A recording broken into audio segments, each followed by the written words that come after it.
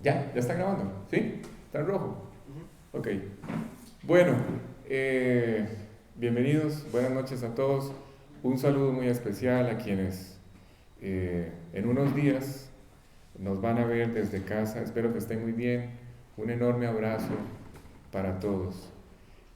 Vamos a continuar este, con nuestra historia, capítulo 11, Evangelio de Juan.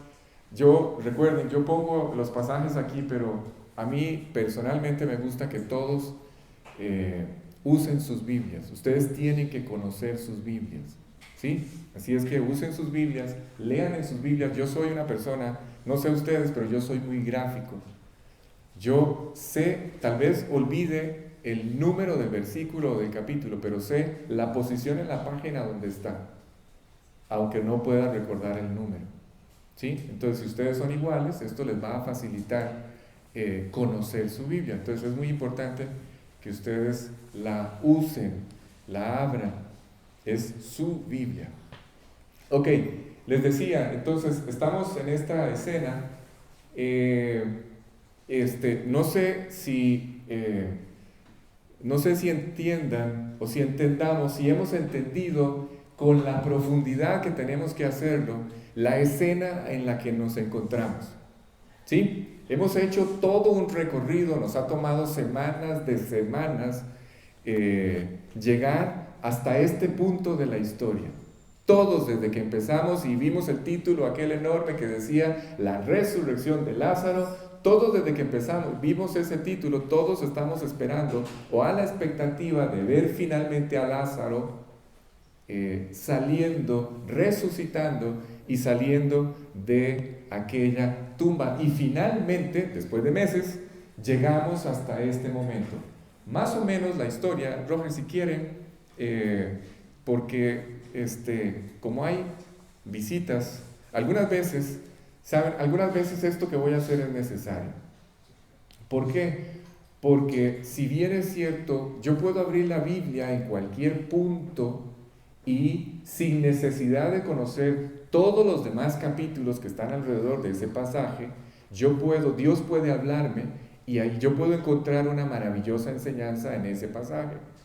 ¿Sí?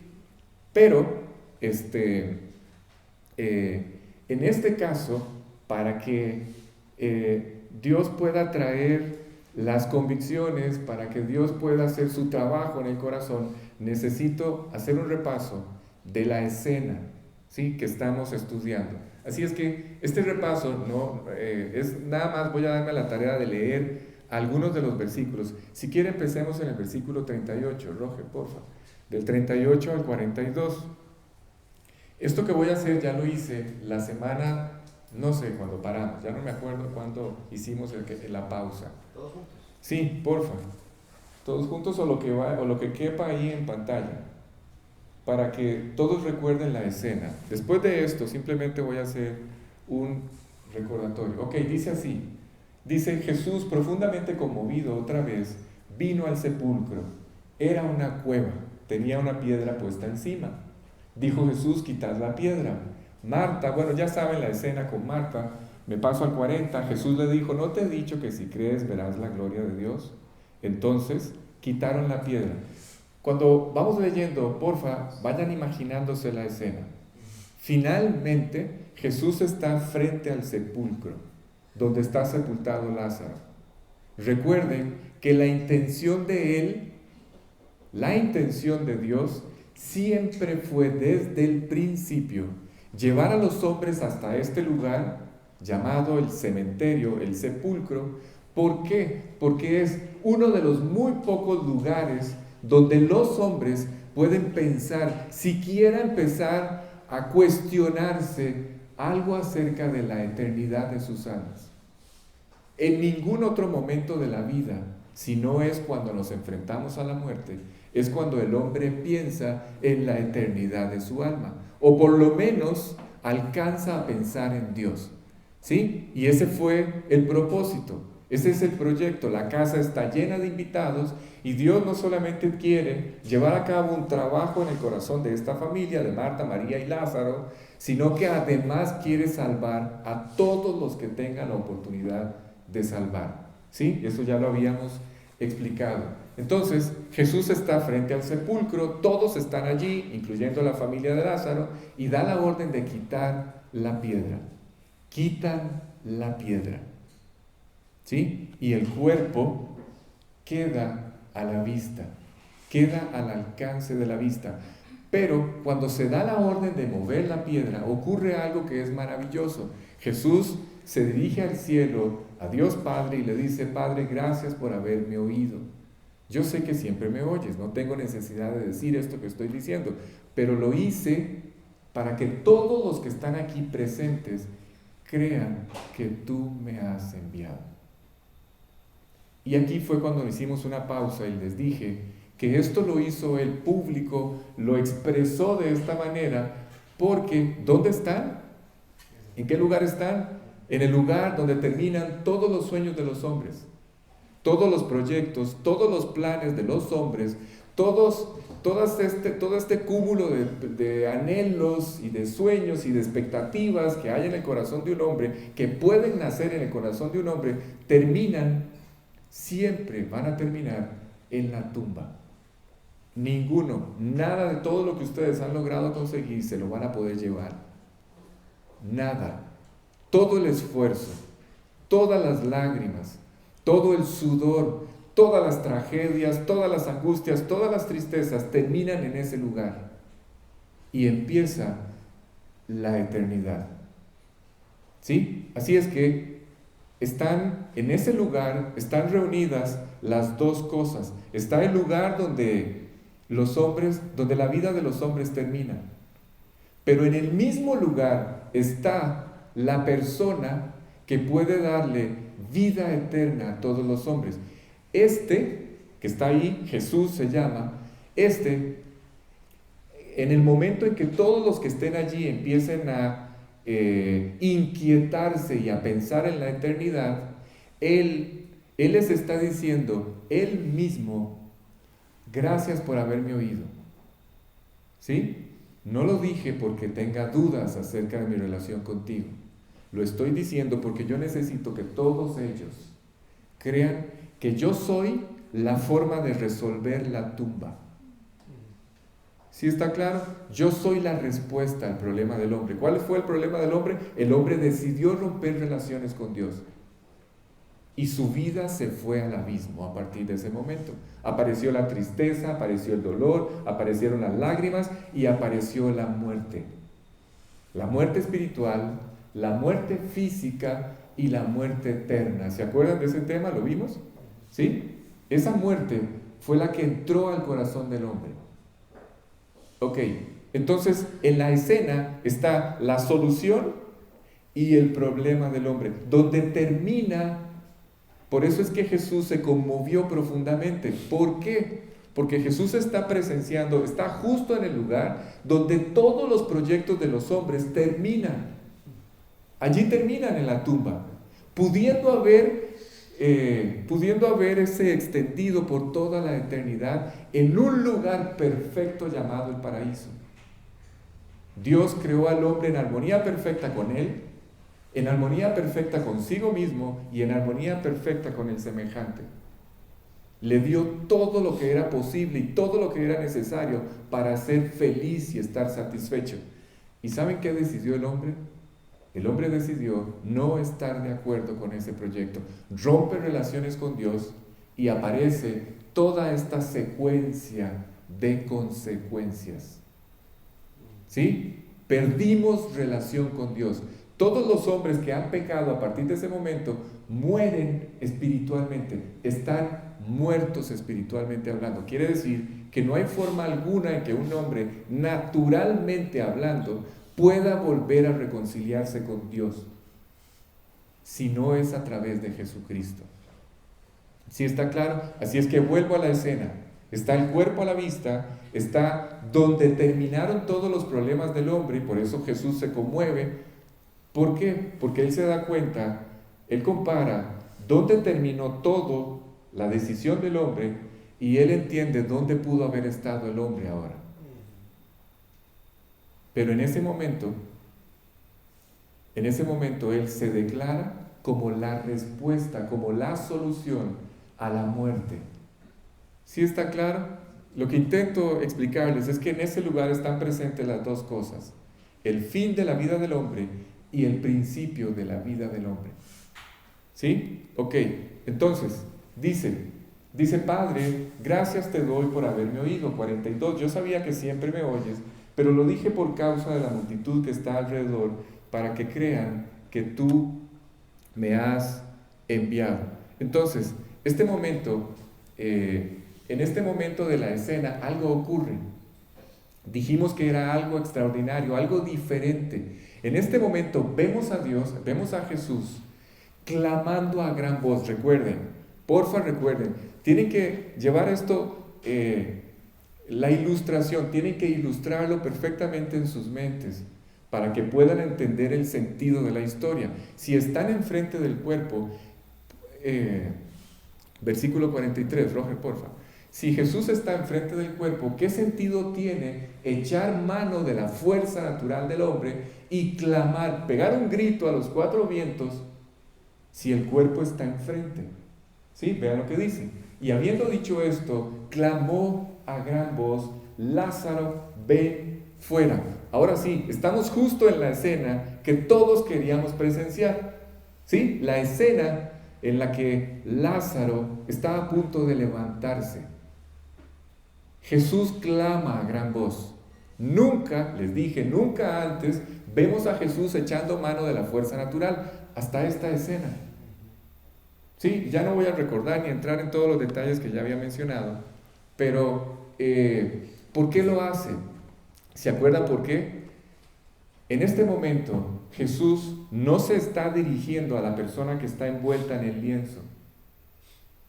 Cuando ustedes leen el pasaje da a entender que Él no se está dirigiendo al cuerpo. Él se está dirigiendo a una persona que está a una distancia infinita en la eternidad. ¿Saben dónde? En la presencia de Dios. Así es que el grito y el clamor de Jesús, este grito es para llamar a Lázaro desde la presencia de Dios.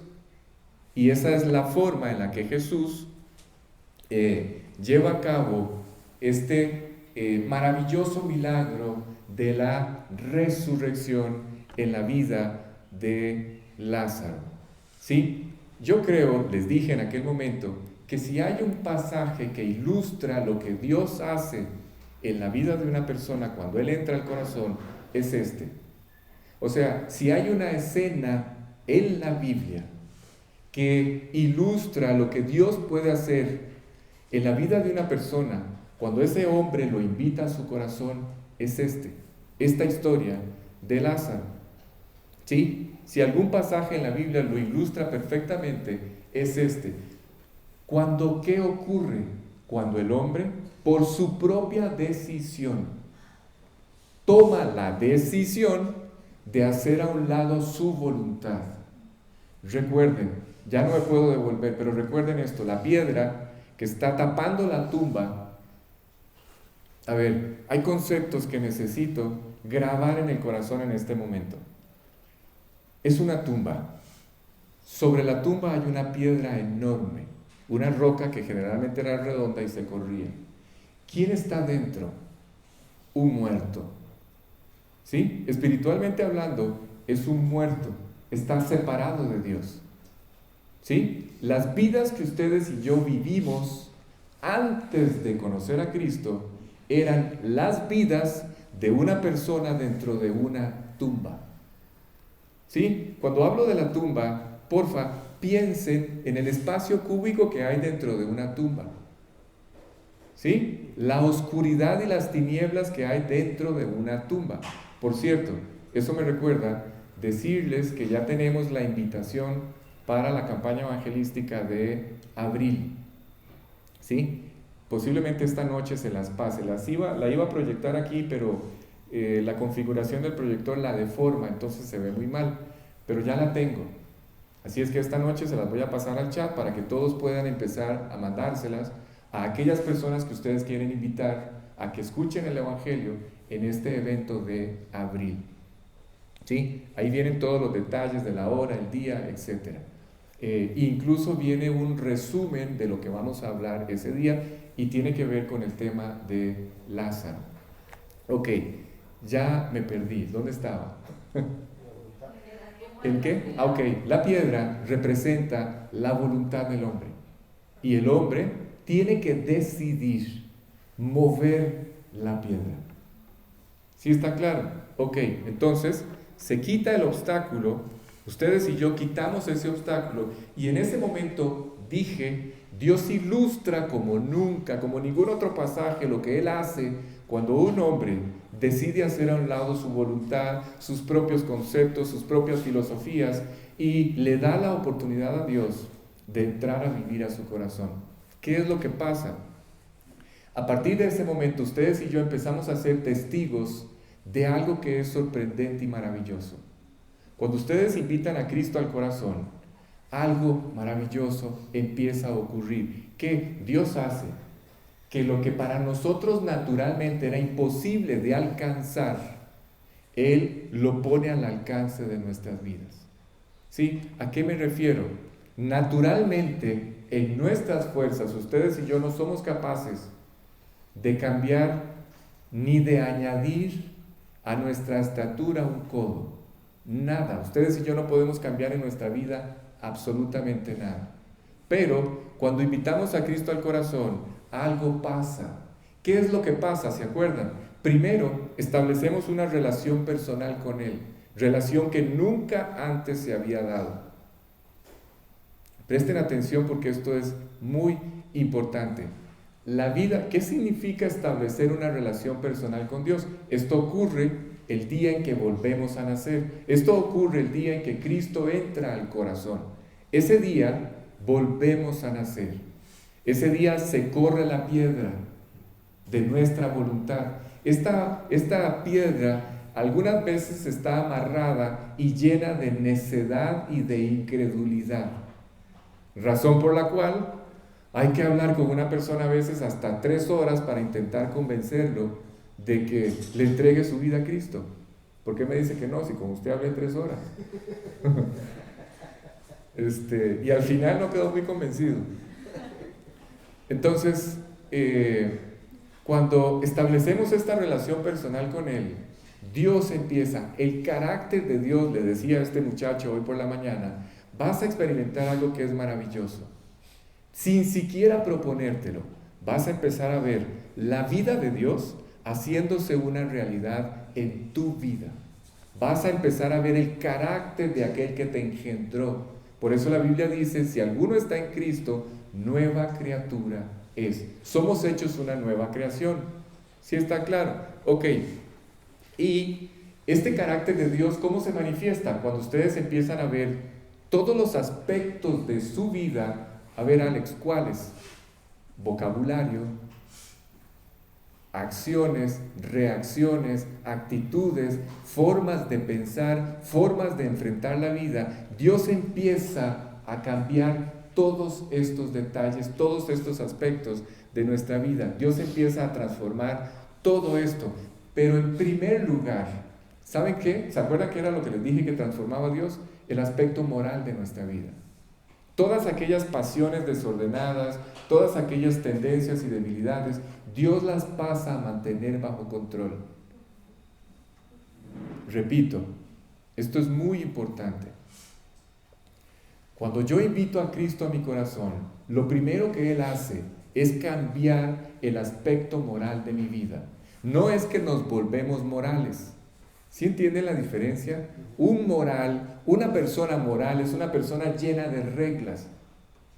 ¿Sí? Es una persona cúbica, cuadrada, llena de reglas. Yo no estoy hablando de esto, yo estoy hablando de una persona en la que la vida de Dios empieza a desarrollarse.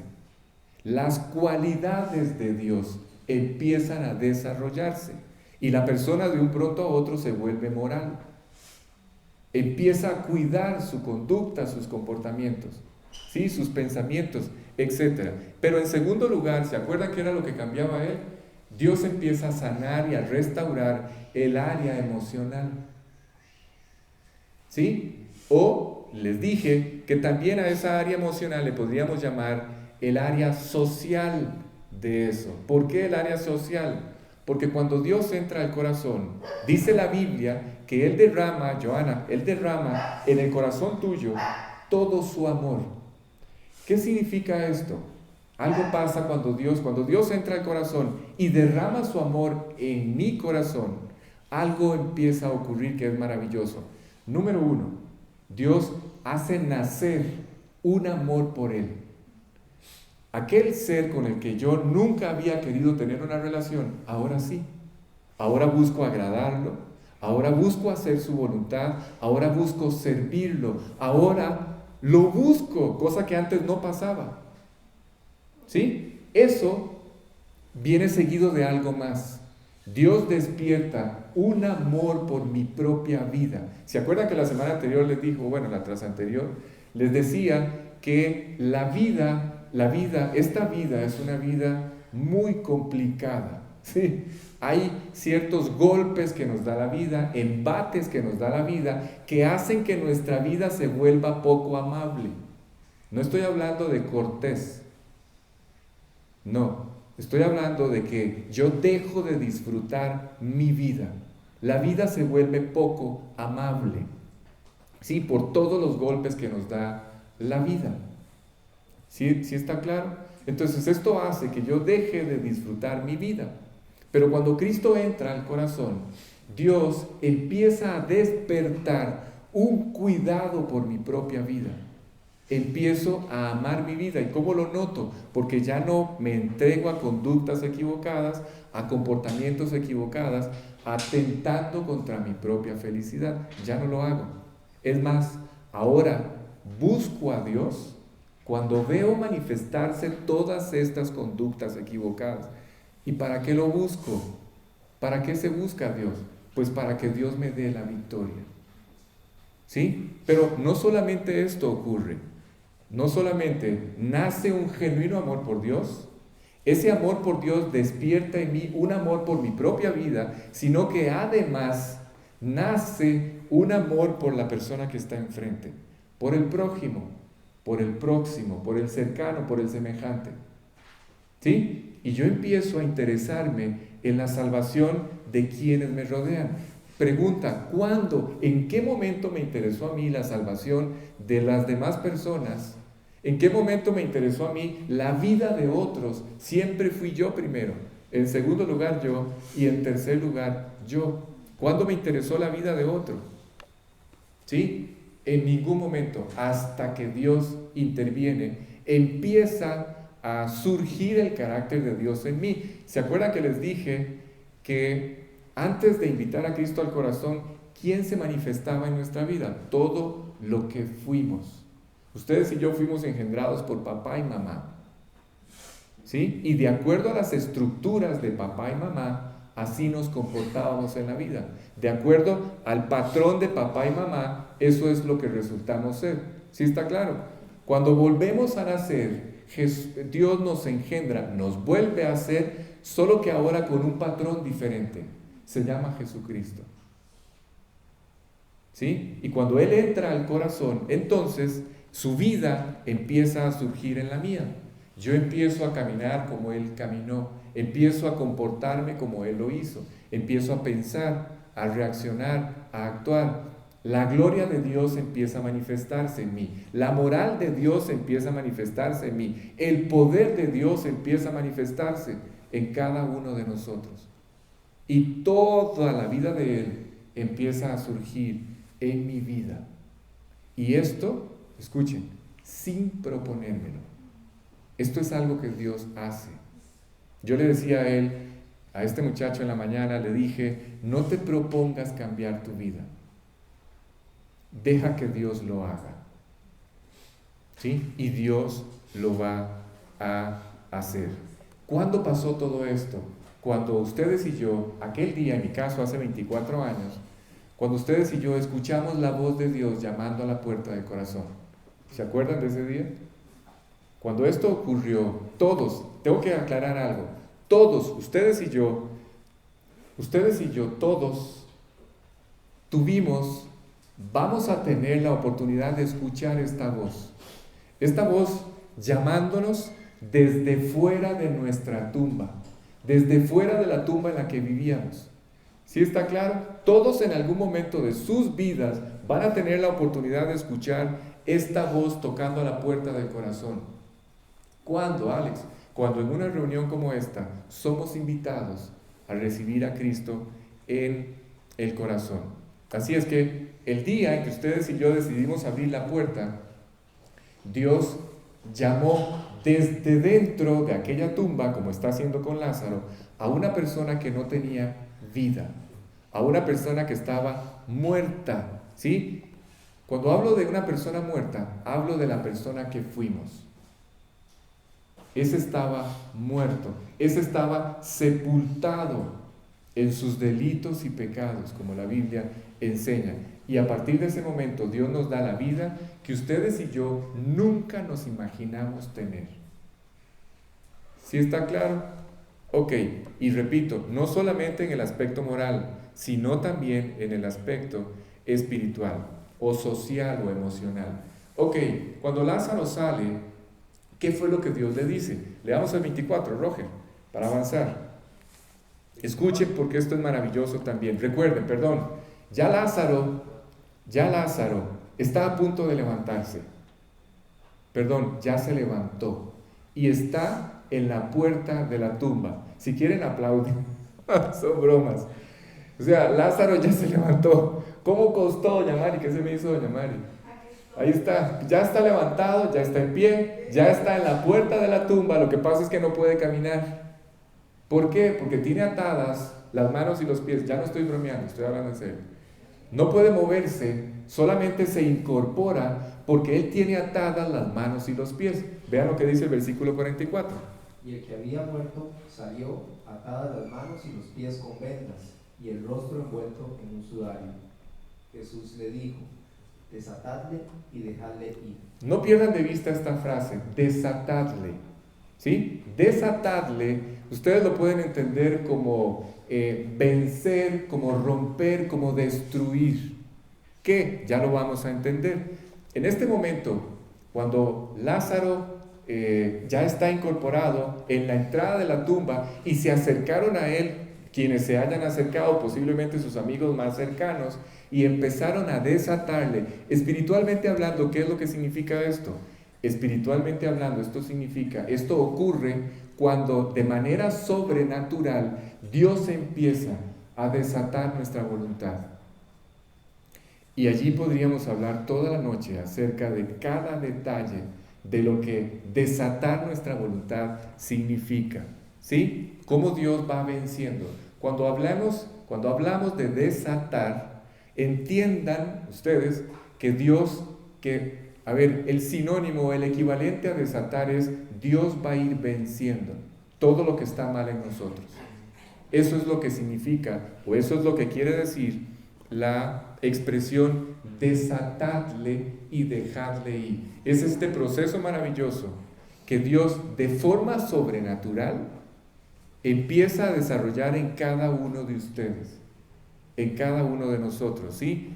¿Y cómo lo veo yo? Porque Dios empieza a derrotar para siempre estructuras y fortalezas que para nosotros eran imposibles de vencer. ¿Sí? Y estoy hablando, por ejemplo, esto que es súper frecuente hoy, de las amarguras. Ahora que te escuchaba hablando de los problemas en la familia, de amarguras, rencores, resentimientos, odios, etcétera, etcétera, etcétera. Dios empieza a barrer con todo esto. Dios empieza a limpiar todas estas estructuras cuando empezamos a experimentar su amor. ¿Sí? Hay cosas, les dije, que hay injusticias que hemos sufrido y que ustedes dicen, Alex, tengo todo el derecho de ser como soy por la injusticia que me hicieron. Hay injusticias que verdaderamente son verdaderas injusticias. ¿Sí? Hay cosas que de verdad sufrimos y que no hicimos nada para sufrirlas. Son verdaderas injusticias, por eso hablo en esos términos. ¿Sí? Quiero que sepan que cuando Dios empieza a desatar nuestra voluntad, perdón, cuando hablo de verdaderas injusticias, es porque nosotros nos abrogamos el derecho de pensar que yo puedo o tengo la potestad de reaccionar mal o de tratar mal a alguien por lo que ese alguien me hizo. Eso es lo que intento decir. Que puedo justificar perfectamente mi amargura, mi rencor y mi odio contra alguien porque ese alguien me hizo algo que fue injusto. Dios puede sanar y restaurar esto y lo va a hacer sin duda alguna. ¿Sí? Así es que, repito, Cristo entra al corazón, a nuestro corazón, y Él empieza a desatar. Dios empieza a vencer, Dios empieza a romper todas estas conductas que se levantaron como verdaderas fortalezas en nuestra vida. Dios las destruye. ¿Sí está claro? Incluso una de las peores, que es la falta de amor por nosotros mismos. Dios empieza a sanar esto. ¿Sí está claro? Hay un comportamiento, para que ustedes lo entiendan. Cuando hablo del amor por nosotros mismos, es que la vida nos ha tratado tan mal que llega un momento en donde nuestra vida se vuelve, ya no es amable, ya no se disfruta. Y el diablo, ¿saben que el diablo hoy ha hecho un trabajo maravilloso haciéndole creer a la gente que él no existe? ¿Sí sabían eso? A ver, les pregunto, ¿cuántos de ustedes en sus conversaciones normales oyen hablar del diablo? Nadie. Nadie habla hoy del diablo. Este trabajo de él es tan quirúrgico, tan preciso, tan extraordinario, que él pasa completamente desapercibido en la vida de las personas. ¿Sí? ¿Por qué menciono a este ser en este momento? Porque cuando la vida de una persona se vuelve poco o nada amable, cuando los embates y los golpes de la vida nos han afectado tanto que mi vida se vuelve un verdadero desastre, entonces las personas que ignoran esta maravillosa verdad de Jesucristo, ¿saben por qué es por lo que optan? Por el suicidio. ¿Sí? Y Dios puede establecer en el lugar donde había todos estos odios y amarguras un profundo amor, no solamente por Él, sino por nosotros mismos y luego por el semejante. ¿Sí? Así es que el más beneficiado de todos es nuestro semejante. ¿Por qué? Porque Él empieza a ver delante de sus ojos cómo Dios va haciéndose real en la vida de esa persona. ¿Sí? Y de esa forma nuestro semejante puede tener esperanza. Ok, así que volvamos. Esa tumba en la que estábamos ustedes y yo sepultados, en nuestros fracasos, en nuestro desastre, se hubiera convertido en una tumba para siempre.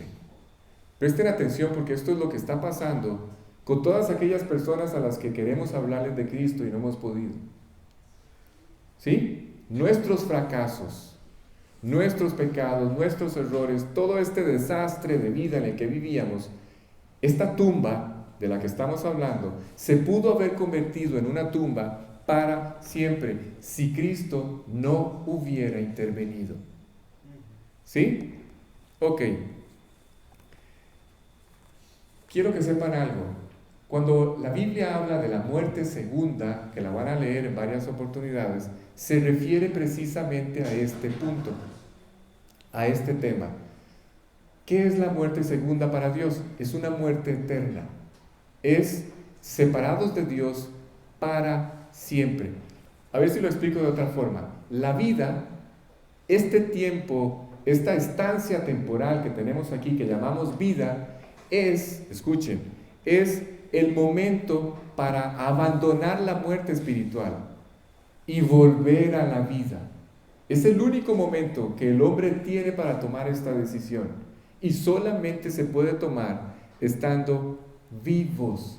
Este es el tiempo para volver a nacer. Este es el tiempo para permitirle a Dios cambiar este estado de muerte espiritual en el que nos encontrábamos. Pero si esa piedra que está tapando nuestra tumba, si esa piedra que tapa el sepulcro no es removida por nuestra voluntad, entonces esta tumba se convertirá en una tumba para siempre. Pero escuchen esto, porque hay algo que es más lamentable.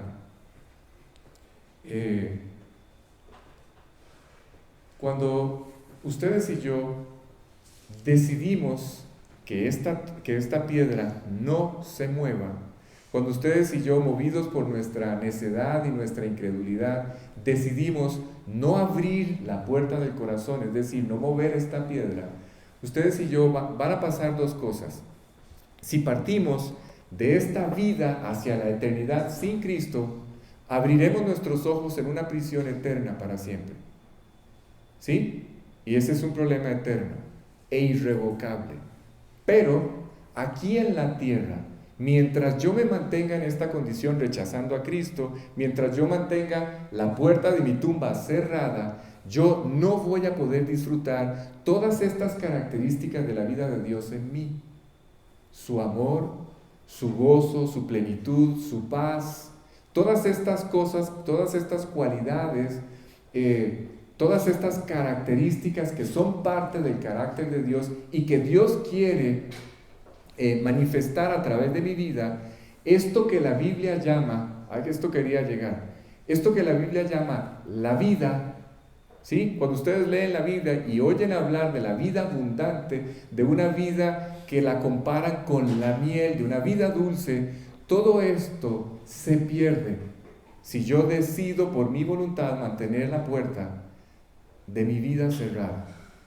¿Sí? No podré disfrutar la vida. Nuestra incredulidad, nuestra necedad se convertirá en nuestro sepulcro para siempre.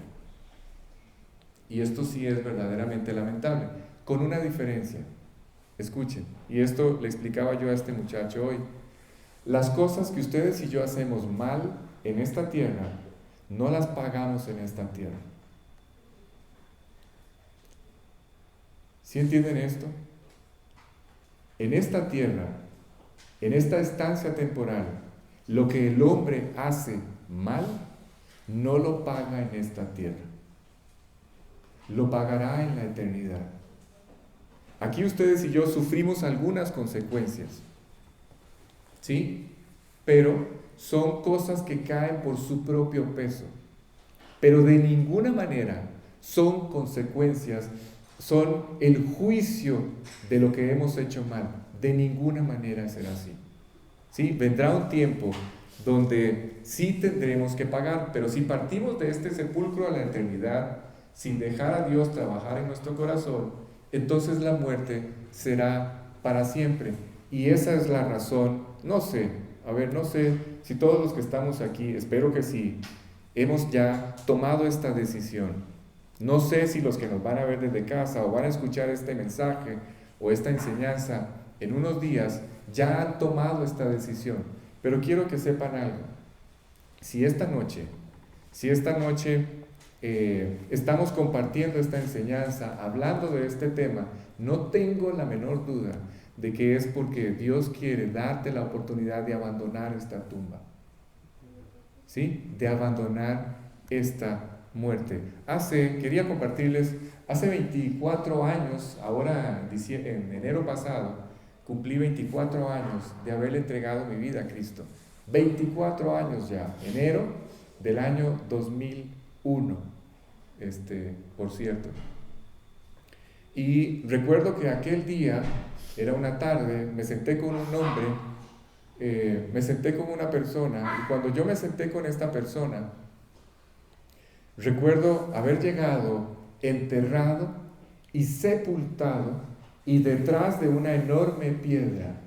Cuando yo me senté con esta persona, yo llegué en esa condición espiritual, enterrado por mis pecados, ¿sí? Por mis tendencias, por mis debilidades, por todas las pasiones desordenadas que dominaban mi vida en aquel momento, ¿sí? Y recuerdo, todas estas cosas impedían que yo pudiera salir de aquella tumba, abandonar aquel sepulcro y abandonar aquella muerte en la que yo vivía, ¿sí? Recuerdo que en aquel momento, por primera vez, en mi vida, en aquel momento, aquel hombre me dijo una frase que yo nunca pude olvidar y fue lo que Dios usó para terminar de hacer a un lado mi necedad. Recuerdo que este hombre me dijo: Alex, cuando Jesús entra en la vida de una persona, la vida de esa persona nunca más vuelve a ser la misma, nunca más. Cuando yo escuché aquello, fue inevitable hacer un recorrido de toda mi vida y darme cuenta de que había sido la misma siempre. A este muchacho le dije esto en la mañana, le dije: fulano, ¿cómo ha sido tu vida? ¿Ha sido la misma siempre? Y me dijo: sí, ha sido la misma siempre. De la misma forma en la que ocurrió conmigo. Fue en ese instante cuando yo entendí por qué Cristo había muerto por mí. ¿Por qué la necesidad de pagar por mis pecados?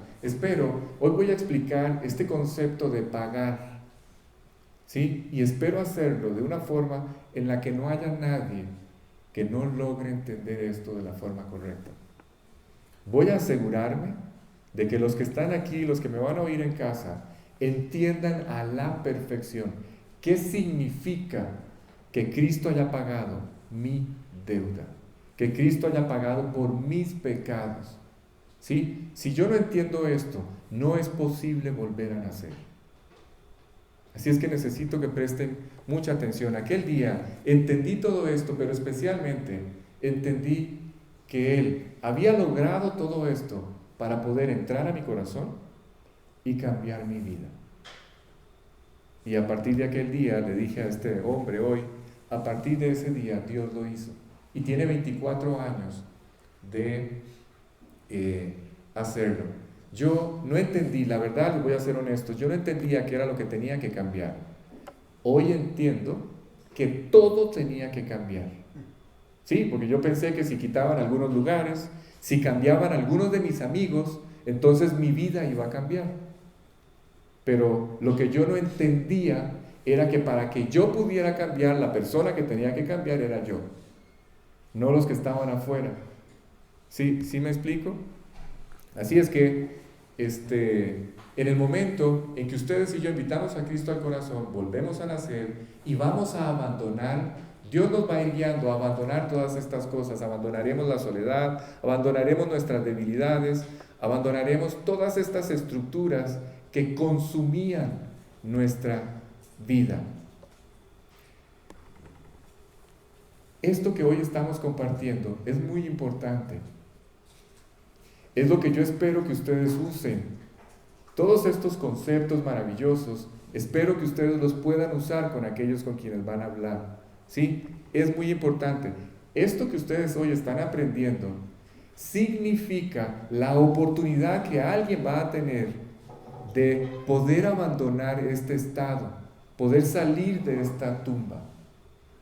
¿Sí está claro? Así es que esta piedra, no sé si recuerdan, no sé si todos en este momento pueden hacer un repaso de cuántas personas se toparon en sus vidas queriendo remover esta piedra. ¿Cuántas? Si yo le pregunto a alguno de ustedes, ¿cuántas veces les hablaron de Jesucristo en sus vidas? Hasta el momento en que lo invitaron al corazón, estoy seguro que todos me van a decir que varias veces. ¿Sí? Eran personas intentando remover esta piedra. Todos, me incluyo, pusimos tantos obstáculos y todos los que ustedes se puedan imaginar. ¿Sabe cómo se quitan estos obstáculos? Se quitan de la forma más fácil que ustedes se puedan imaginar. ¿Cuándo, Alex? Cuando ustedes se acercan a Dios y con un corazón honesto, escuchen, con un corazón honesto, se dirigen a Él y le dicen estas palabras: Dios, yo quiero conocerte. Yo le decía a este muchacho, solamente tienes que decirle que quieres conocerlo. Solamente tienes que decirle que reconoces que eres culpable. Solamente tienes que decirle que quieres que te perdone. Solamente tienes que decirle que quieres que te salve, que quieres que entre en tu vida. Solamente tienes que decirle que quieres que transforme tu vida.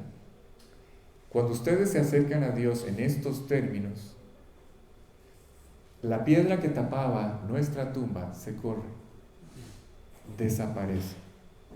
¿Sí? Y aquel que estaba muerto adentro sale a una nueva vida. ¿Qué dice el versículo 45 y 46, por favor?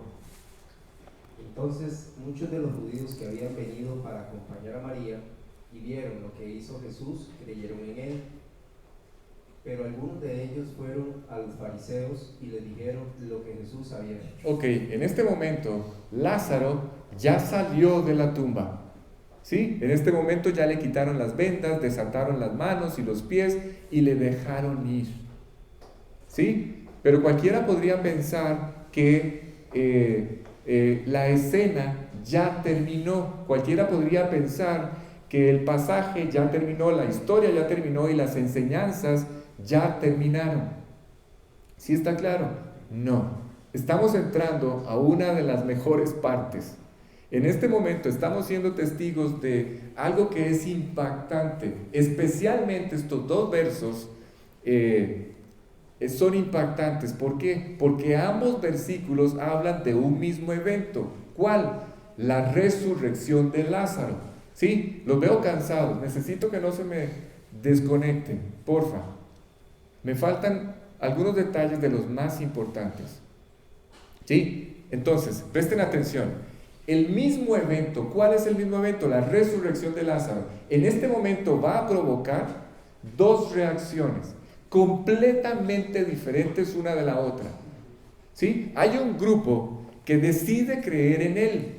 Hay un grupo que mientras este grupo decide creer que Jesús es el Mesías, que Él es Dios, que Él es el señalado por Dios, que Él es el escogido por Dios para intervenir en la vida del hombre y evitar la muerte y la tumba para siempre.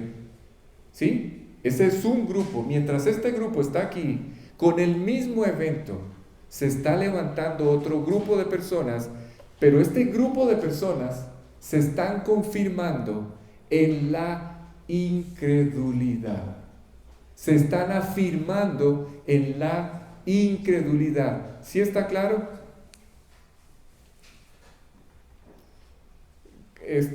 Carlita, te puedo pedir un favor. ¿Sí? Si quiere, dejamos los detalles de la cocina para el final. Es que necesito... Ok, sí, necesito que nadie se me distraiga, por favor. Les decía, este otro grupo de personas se están afirmando en su incredulidad.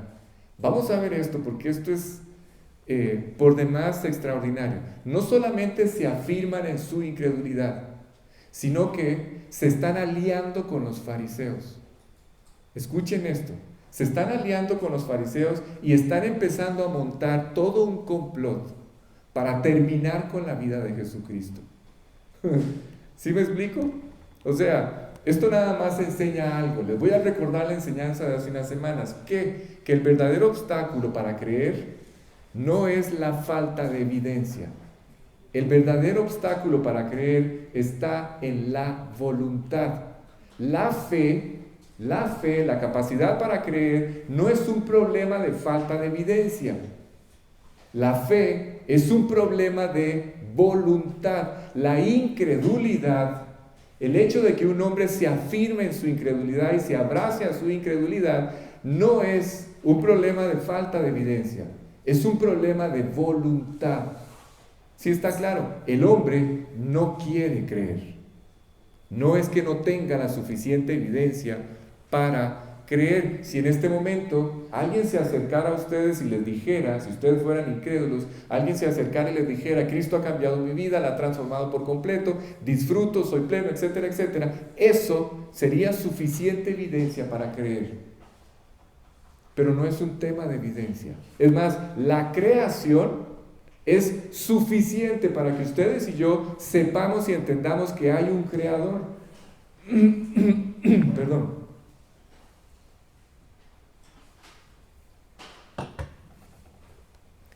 La creación es suficiente para que ustedes y yo sepamos que hay un creador, que hay un Dios, ¿sí? Pero la evidencia de la creación no es suficiente. para llevarnos a creer en Cristo. ¿Sí está claro? Nos dice y nos confirma que hay un creador. ¿Sí? Pero esto también es un problema. ¿Por qué? Porque yo empiezo a examinar mi vida y me doy cuenta que soy un ser con ciertas características. Soy un ser pensante, soy un ser que tengo una voluntad propia, soy un ser con ciertos aspectos y ciertas características que solamente me hacen llegar a una conclusión. ¿Cuál? Necesito tomar una decisión. ¿Sí? Ok. Intento llevarlos en una dirección. ¿Cuál es esta? Me voy a adelantar por completo para que no se pierdan en toda la explicación. Lo que Dios está intentando que entendamos, que todos los hombres entiendan, es que lo que Él llevó a cabo en la cruz, el acto que Él llevó a cabo en la cruz, demanda de los hombres una decisión.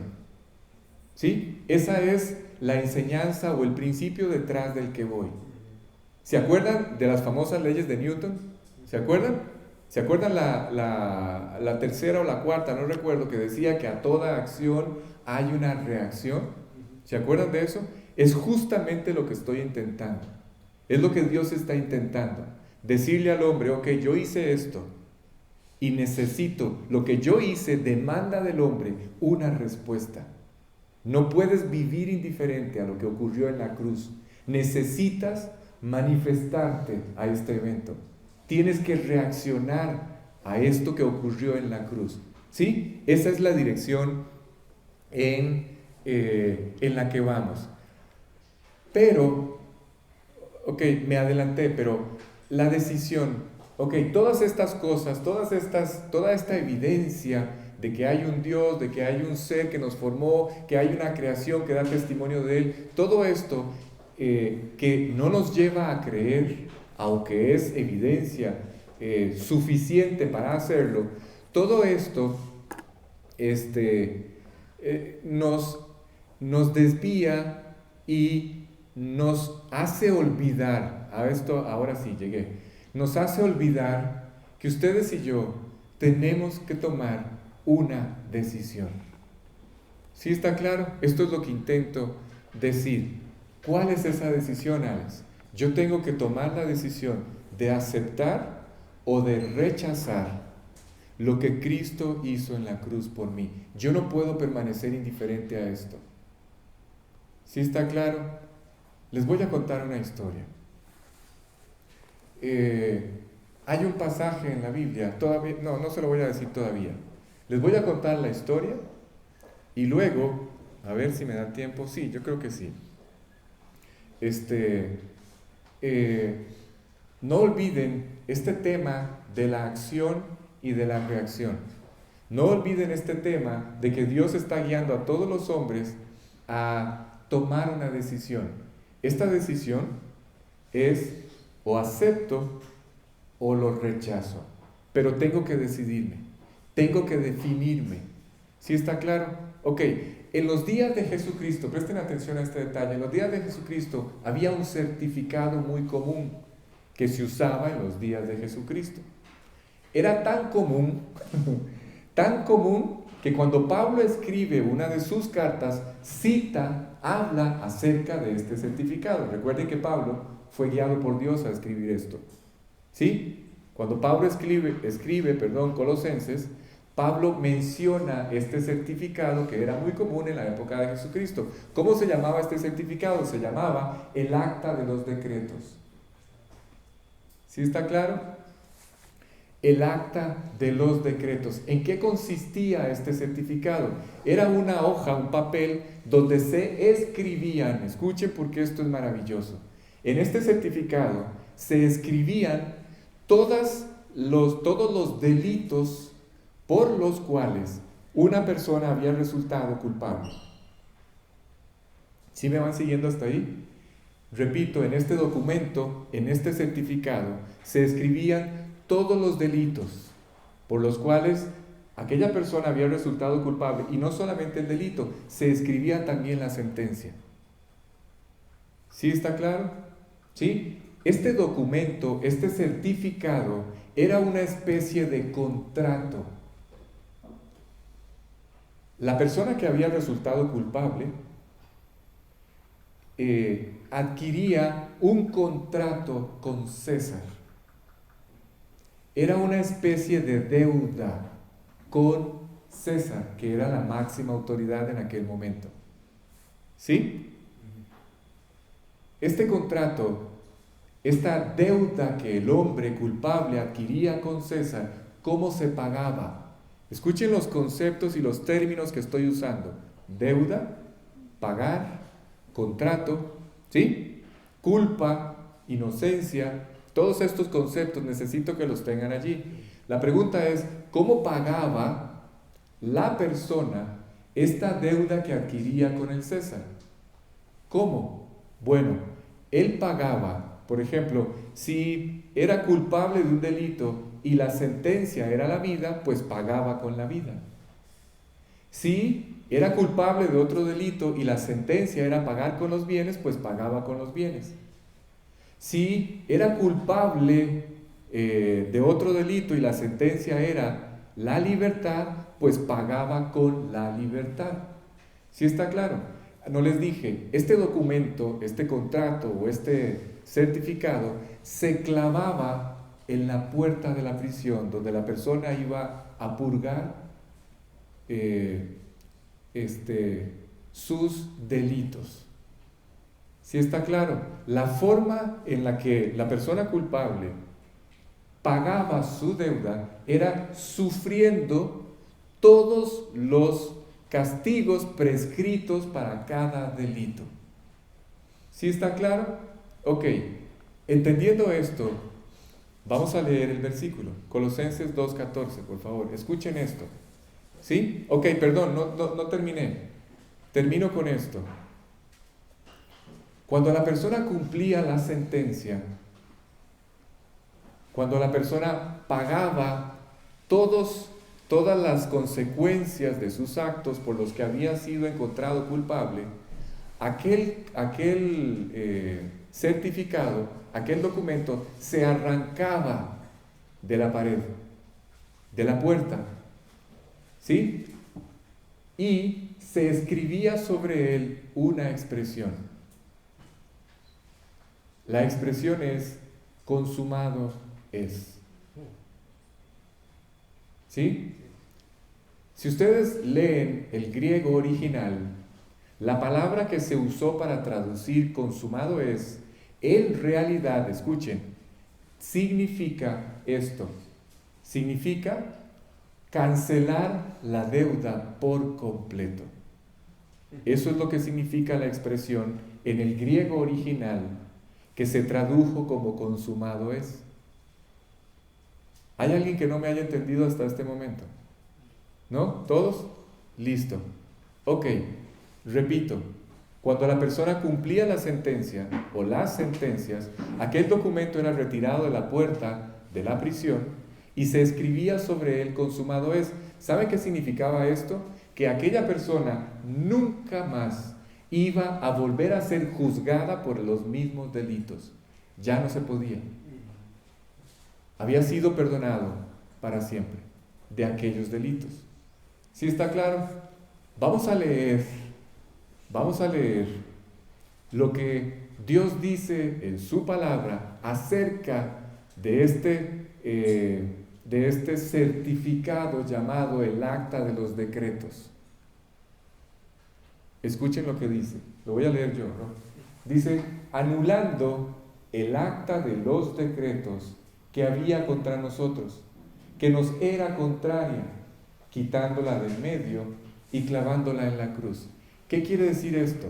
Quiere decir que cuando Jesús está muriendo en la cruz, Él está pagando. Lo digo de otra forma, cuando Jesús está muriendo en la cruz, Dios cogió el acta de los decretos de cada uno de los hombres que habría de existir durante toda la historia de la humanidad y la clavó sobre la persona de Jesucristo. En ese instante, escuchen, en ese instante, Cristo, ¿dónde se pegaba el acta de los decretos? ¿Dónde? En la puerta de la prisión. ¿Quién estaba dentro de la prisión? La persona que iba a pagar, ¿sí? Todos lo que había hecho mal. Cuando Jesús está muriendo en la cruz, Dios cogió el acta de los decretos de todos los hombres que habían de existir, la clavó sobre Cristo, y Cristo en ese instante, escuchen, entra en las prisiones eternas. Y, a ver, ¿qué era lo que hacía el preso adentro? ¿Qué hacía? ¿Qué estaba haciendo? Pagando, exactamente. Jesús, cuando Él es clavado en la cruz, Dios coge el acta de los decretos. ¿Qué era el acta de los decretos? Las sentencias de cada uno de los delitos que ustedes, yo y todos los hombres que van a existir han cometido. Esta acta de los decretos es clavada sobre la cruz, sobre la persona de Jesucristo. Y Cristo empieza a pagar. Él entra en las prisiones eternas y empieza a pagar todo lo que ustedes debían, todo lo que yo debía, hasta cancelar toda nuestra deuda. ¿Sí está claro? Esto significa que cuando ustedes invitan a Cristo al corazón, aceptan este perdón, automáticamente la deuda que ustedes tenían es cancelada para siempre. ¿Sí? ¿Qué significaba consumado es? Cancelar la deuda para siempre. De tal forma que cuando una persona invita a Cristo al corazón, apropia el pago. ¿Por qué? Porque el hombre que estaba metido en la prisión tenía un contrato que saldar con César. Tenía que pagar su deuda. Si la vida, la vida. Si la libertad, la libertad. Si los bienes, los bienes. Pero tenía que pagar. Ustedes y yo no pagamos nuestra deuda. La pagó alguien más. ¿Sí está claro? Sobre alguien más clavaron el acta de nuestros decretos. Y hoy, ustedes y yo solamente vamos a ese juicio final que se llevó a cabo en la cruz del Calvario, donde se juzgó toda nuestra maldad, como unos simples testigos, no como los acusados, porque alguien pagó. Yo solamente tengo que reconocer que soy culpable y que yo debería estar pagando. Y en el momento en que hago eso, ¿saben cuál es la sentencia?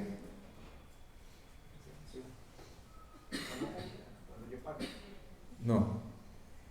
¿Cuáles son las gracias? Inocente.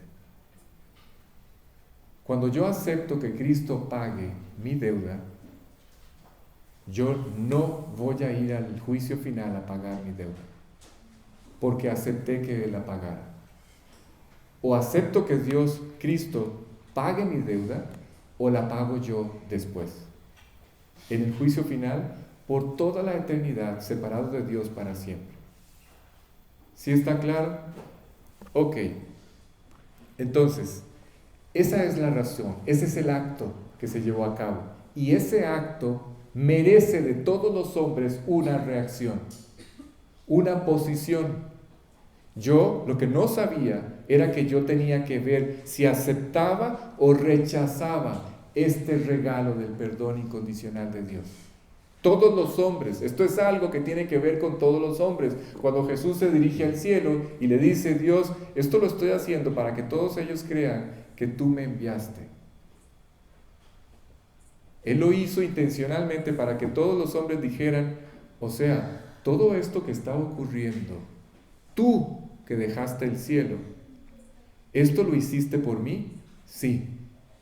Entonces, como esto tiene que ver conmigo, requiere de mí una reacción. O lo acepto o lo rechazo. Así es que en este momento, en la escena, volvamos a la escena, Lázaro ya salió y hay dos bandos, uno que se afirmó en la incredulidad y el otro que creyó. En este momento ustedes y yo estamos viendo el principal objetivo de Cristo con toda la escena cumpliéndose. ¿Cuál? En primer lugar, fortaleciendo la fe de toda la familia de Lázaro. En segundo lugar, devolviéndole la vida a Lázaro y fortaleciendo su fe. Y en tercer lugar, salvando a todas estas personas que están teniendo la oportunidad de ser testigos de este maravilloso milagro. ¿Sí está claro? Así es que gracias a Dios muchos volvieron a nacer, pero este milagro, y con esto vamos cerrando, este milagro fue literalmente la sentencia de muerte de Jesucristo. Y eso es lo que vamos a ver en este momento en los versículos 47 y 48. Todavía no los lean. ¿Qué quiero decir que es la sentencia de muerte? En los términos legales, a ver, en los términos más legales posibles, aquí que hay muchos abogados, en los términos más estrictos de la justicia legal, ustedes y yo vamos a ver a una persona determinando la muerte de Jesús. ¿Sí? Pero este hombre es el sumo sacerdote, dicho de otra forma, es el máximo juez. Cuando ustedes oyen la palabra sumo sacerdote, entiéndanse que es el máximo juez del tribunal supremo llamado el Sanedrín. ¿Sí está claro? ¿Sí está claro, abogado casi penalista? ¿Sí? Ok. Vamos a leer acerca del sumo sacerdote Caifás. ¿Sí? En este momento Caifás va a dar la orden de que Jesús muera. Por supuesto que todo esto es un complot, ¿sí? Pero vamos a ver, lo que vamos a leer es a las autoridades llevando a cabo este juicio o esta muerte de Jesús, 47 y 48. Entonces los principales sacerdotes y los fariseos reunieron el concilio y dijeron: ¿qué haremos? Porque este hombre hace muchas señales.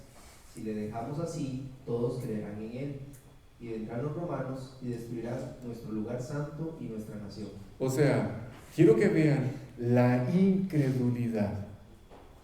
En vez de preguntarse, ¿será que de verdad es Dios? ¿Será que de verdad es el Hijo de Dios? Ellos lo que hacen, lo que logran alcanzar a pensar es, ¿qué vamos a hacer? Las cosas se nos están saliendo de control. ¿Sí? ¿Saben que hay una... vamos a ver, no puedo entrar en todos estos detalles. El argumento es este, ¿sí? Nada más les voy a decir, voy a tratar de explicar cuál es el razonamiento de estas autoridades judías. El razonamiento es este: si este hombre sigue haciendo este tipo de milagros, todos se van a ir detrás de él. Todos van a creer que él es el Mesías. ¿Saben qué significa esto? Escuchen, les estoy diciendo el razonamiento de las autoridades. Esta es la forma en la que ellos están razonando. Si este hombre no lo paramos ya, este hombre sigue haciendo milagros, todos van a creer en él, lo van a declarar como el Mesías y luego lo van a hacer rey de Israel. En el momento en que lo hagan rey, el imperio romano se va a venir sobre nosotros con todas sus fuerzas y va a destruir nuestro templo, nuestra ciudad y nuestra nación. ¿Ven el razonamiento? ¿Sí entienden el razonamiento? ¿Sí? Escuchen esto.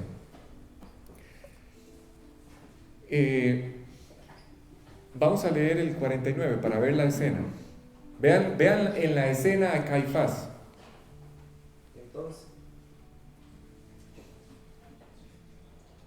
Entonces Caifás, uno de ellos, sumo sacerdote, aquel año les dijo: vosotros no sabéis nada. Bueno, o sea, ni hablar ya del orgullo de este hombre. O sea, este se creía el más sabio de los sabios. No sé si sepan esto, pero el orgullo es una manifestación de debilidad. ¿Sí? Es una debilidad del carácter. Cuando ustedes y yo cometemos el error de pensar que solamente nosotros sí sabemos y sí entendemos y los demás no, eso se llama orgullo. Eso es una debilidad del carácter. ¿Sí? ¿Entiendan esto? A ver, Alex, ¿y qué tiene eso? ¿Cuál es la consecuencia? El orgullo ciega. ¿Sí? No hay otra expresión más clara para dar a entender los efectos del orgullo. El orgullo ciega el entendimiento de una persona, sobre todo el entendimiento de las personas que están en las alturas. Y cuando hablo de las personas que están en las alturas, me refiero a aquellos hombres que están en los lugares de decisión. ¿Sí? ¿Sí me explico? Ustedes no saben cuántas decisiones equivocadas se tomaron hoy en el mundo, todos estos hombres. O sea, ya ni voy a entrar en detalles de lo que está pasando en Medio Oriente. No voy a entrar en detalles de las decisiones que están tomando los jefes de las grandes potencias de este mundo, porque les da un paro ahí donde están sentados. Es una verdadera calamidad. Bueno, todo apunta a que las cosas están más cercanas de lo que ustedes y yo pensamos. Pero esto es lo que produce el orgullo, ceguera. Cuando el hombre se ciega por su orgullo, no piensa. Y cuando piensa, piensa que él entiende absolutamente todo y que los demás no entienden absolutamente nada. Así es que este menosprecio está apareciendo en la escena. Ellos están menospreciando el milagro, están menospreciando a Jesús, están menospreciando todo porque ellos piensan que sí saben.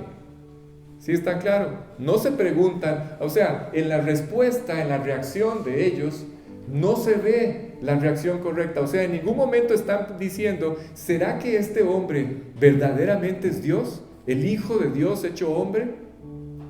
¿Será posible que sea así? No, no están preguntándose eso. A ver, están siendo testigos del mayor, del más grande de todos los milagros que un hombre pueda presenciar. Ver a otro hombre levantarse de entre los muertos. No hay un milagro mayor que este. Y ellos se preguntan, ¿qué haremos? ¿Sí? Ni siquiera se cuestionan. ¿Será que estamos cometiendo un error? No, no se preguntaron eso. Lejos de hacerlo, lejos de que esta reflexión o esta meditación pasara por sus mentes y el corazón, se están hundiendo en la más grande, en la más equivocada de todas las decisiones posibles. Es más, les voy a decir algo, la decisión que ellos tomaron, a ver, ¿cuál fue la decisión que este grupo tomó? Rechazar a Cristo, lo mataron. ¿Sí? Recuerden, una era, qué miedo que lo reconozcan como el Mesías y lo hagan rey, porque Roma vendrá y nos destruirá. Pero por otro lado, la decisión final que tomaron fue la de matarlo. Cuando lo matan, escuchen esto, porque es lo más irónico. A ver, les pregunto, ¿qué piensan ustedes que ellos querían conservar? Se los voy a decir, querían conservar su identidad. Por eso no querían que Jesús fuera declarado como Dios, porque Roma podía destruirlos y desaparecerlos como nación. Ellos querían conservar su identidad, querían conservar su nación, su territorio, querían conservar su ciudad santa y querían conservar su templo. ¿Saben qué pasó cuando mataron al Mesías? Cuando lo crucificaron, 37 años después, en el año 70, a manos del emperador Tito César, Roma destruyó la ciudad, destruyó el templo, destruyó la ciudad santa y, además de eso, dispersó a la nación judía por todo el planeta. Así es que la revolución, este amotinamiento que Caifás guió, que él lideró, no fue la razón, no trajo no hizo realidad los temores que él tenía. ¿Sí me explico? El rechazo que él lideró de Cristo fue lo que finalmente terminó haciendo que Dios rompiera relaciones con esta nación y 37 años después este pueblo estuviera siendo disperso por toda la nación. Ok, versículos 50 al 52. Escuchen, pasamos a otra escena. Caifás, guiado por el Espíritu de Dios, alguien me podría decir, Alex, pero Caifás era un incrédulo. ¿Cómo es que no era un creyente? ¿No es que el Espíritu de Dios guía solo a un creyente? Ok, aquí vamos a ver un detalle que se llama la soberanía de Dios. Presten mucha atención a esto porque con esto vamos cerrando. ¿Qué dice, Ron? Ni pensáis que nos conviene que un hombre muera por el pueblo. A ver, ¿cómo es eso? Ni pensáis que nos conviene que un hombre muera por todos y no que todos mueran. ¿No les suena a algo esto? ¿No les suena al plan de Dios? ¿Sí? Él está siendo usado por Dios. Escuchen, ¿qué sigue? Y no que toda la nación perezca. Ajá, 51. Todo esto no lo dijo por sí mismo, sino que como era el sumo sacerdote aquel año, profetizó que Jesús había de morir por la nación. Ajá, ¿ven? Ajá, Y no solamente por la nación, sino también para congregar en uno a los hijos de Dios que estaban dispersos. Ok, les decía entonces que aquí vemos a Caifás profetizando. Pero esta forma de profetizar es una manifestación de la soberanía de Dios. ¿Qué significa? Si ustedes leen la Biblia, se van a encontrar con varios ejemplos de incrédulos, porque Caifás era un incrédulo, no un creyente. Va a encontrarse con varios ejemplos de incrédulos que Dios usó para intervenir en sus vidas y manifestarse Él. ¿Sí? Lo voy a dejar allí. Personas que no lo conocían, Dios las usa soberanamente. ¿Por qué? Porque Dios es finalmente soberano. ¿Sí está claro? Lo que Caifás dijo, lo que intento decir es que esta expresión de Caifás es una expresión del Espíritu de Dios. Fue guiado por Dios. Nos conviene, dijo él, nos conviene que un hombre muera por todos. ¿Por qué? Porque ese era el plan de Dios. ¿Sí está claro? Este es el plan de Dios. Él tuvo que tomar una decisión. Siempre digo lo mismo, con esto termino. Escuchen, el plan de Dios siempre fue que uno muriera por todos y no que todos murieran o que todos pagaran en el infierno. O uno paga por todos o todos vamos a tener que ir a pagar. Ese fue el plan de Dios. El plan de Dios siempre fue que uno pagara la deuda que todos habíamos adquirido. El acta de los decretos que nos culpaba, dice, la cual era contra nosotros. El acta de los dice, anulando el acta de los decretos que había contra nosotros, que nos era contraria, quitándola del medio y clavándola en la cruz. ¿Sí? Ese era el plan finalmente. Que uno muriera por todos, que uno experimentara el infierno que ustedes y yo teníamos que haber experimentado en la cruz del Calvario. Eso fue lo que él vivió. Algunos piensan, Alex, fueron 2, 3, 4, 6 horas allí sufriendo. No, lo que ustedes no entienden, fue lo que expliqué hace unos minutos, fue que cuando él está pagando por nuestros pecados, él entra en las prisiones eternas. Dicho de otra forma, él vivió y experimentó el dolor de una eternidad en el infierno por ustedes y por mí, para que ustedes y yo no lo experimentáramos. Esta decisión que él tomó contempla una decisión de parte del hombre. El hombre no puede pasar indiferente a este evento. No es posible. Sí, recuerden la acción-reacción. Lo que Jesús llevó a cabo requiere, demanda una posición del hombre. O lo acepto o lo rechazo. Digo, esta es la idea. Dios tomó, soberanamente hablando, una decisión por ustedes y por mí. ¿Cuál fue? Sin consultarnos siquiera. ¿Cuál fue la decisión que tomó? Salvarnos. Pagar por todos. No nos consultó. Quiero que entiendan que en la eternidad pasada, cuando Dios se vio, Dios es Dios y puede ver el futuro. Cuando Dios vio que la humanidad se iba a volver contra Él, aún así le dio el visto bueno a la creación. O sea, Dios es un ser. Si yo hubiera visto mis errores después de invitar a Cristo a mi corazón, yo siendo Dios, devuelvo todo y no hago nada. ¿Sí me explico? Ustedes no estuvieran aquí si yo fuera Dios, para que me entiendan. No los hubiera creado. Por eso no fui Dios.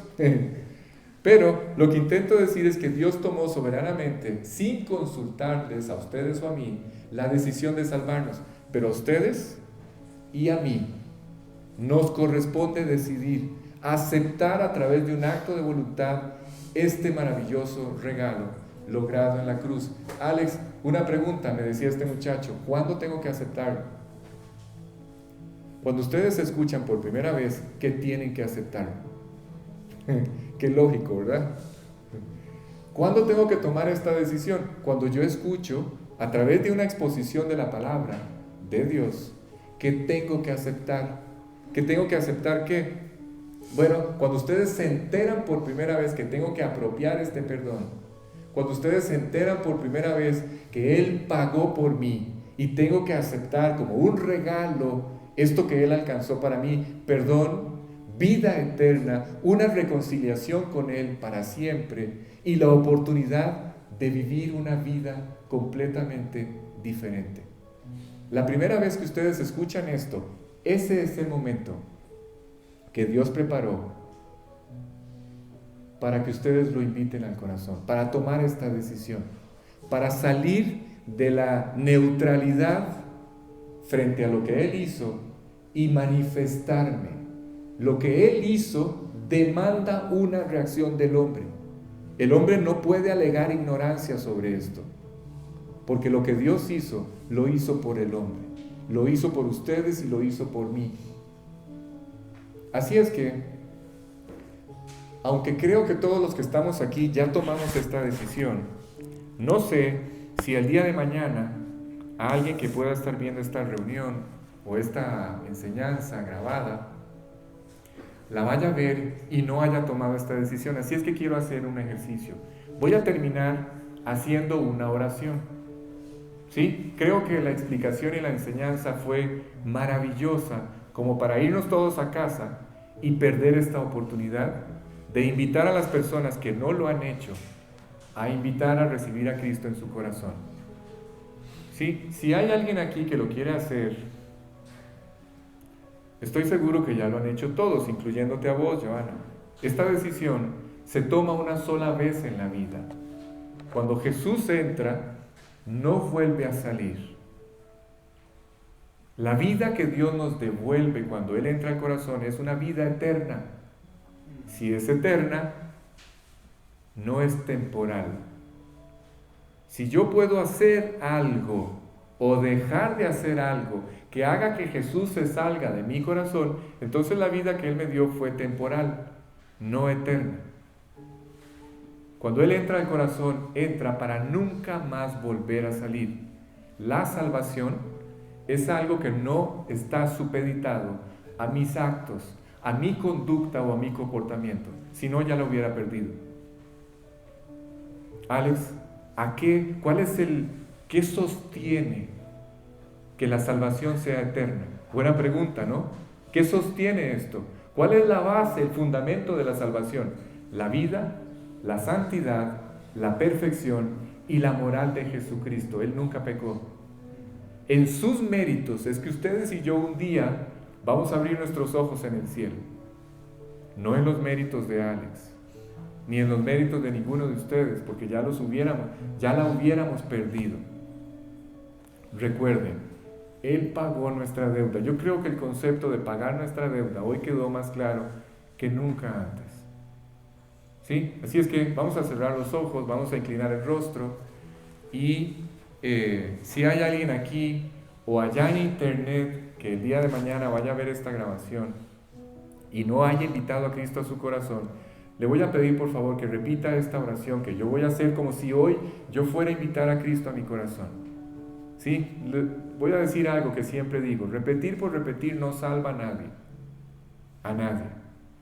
Pero si tomas las palabras como si salieran de tu corazón, entonces dice la Biblia que todo aquel que confesara el nombre del Señor será salvo.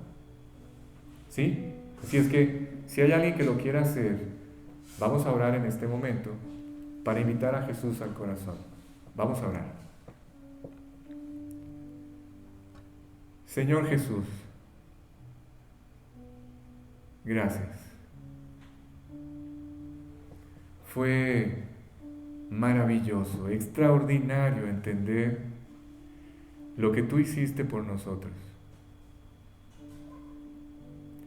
Mi corazón y mi mente son tan estrechos, tan pequeños, que todavía hay una lucha ahí al interior. Todavía no alcanzo a entender que exista un ser que pueda simplemente pasar por alto toda mi maldad, olvidarse de ella para siempre, hasta el extremo de entregar su vida por mí. Hoy entendí sin duda alguna que tú me amas. Entendí sin duda alguna que tú me amaste desde la eternidad pasada. Desde aquel momento, en la eternidad pasada, tomaste la decisión soberanamente, sin pedirme permiso, de pagar toda mi maldad.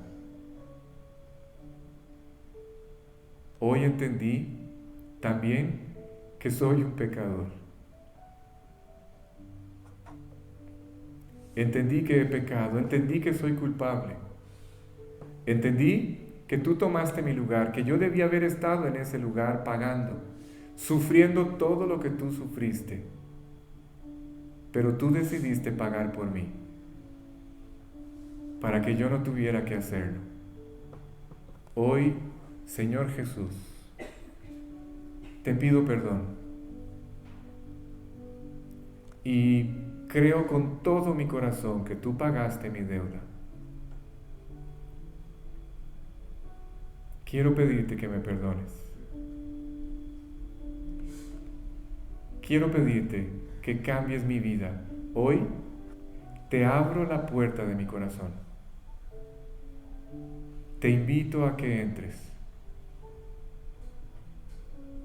Hoy decido voluntariamente mover esta piedra que tapa mi tumba, para que desde allí dentro puedas darle vida a ese cuerpo muerto. Te pido que entres en mi corazón y me salves.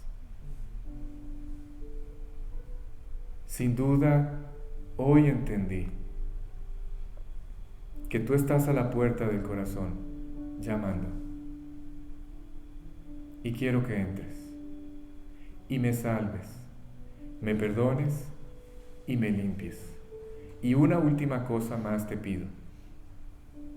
Te ruego que hagas de mí un hombre capaz de seguirte y capaz de obedecerte.